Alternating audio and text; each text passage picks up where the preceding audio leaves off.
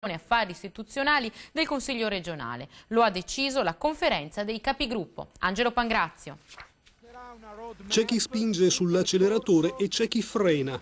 Mentre si avvicinano le elezioni europee e si stanno moltiplicando le manifestazioni sponsorizzate da numerose sigle all'ombra del Leone della Serenissima, nell'agenda politica finisce anche il referendum consultivo sull'indipendenza del Veneto.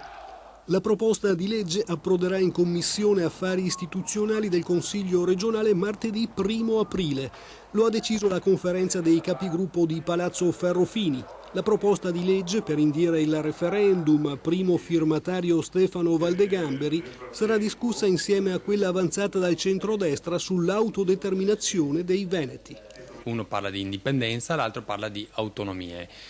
Qualcuno chiede che entrambi i progetti vengano messi assieme, noi invece chiediamo vengano discussi in maniera separata e che si facciano due consultazioni differenti. Il referendum consultivo arriverà in aula entro aprile, come vorrebbe la Lega? Certamente farà da gran cassa nell'imminente campagna elettorale. La strada maestra che noi indichiamo è quella di un'autonomia differenziata prevista dalla Costituzione e lì noi porteremo il dibattito. Si chiameranno Google Glass e saranno gli occhiali del futuro.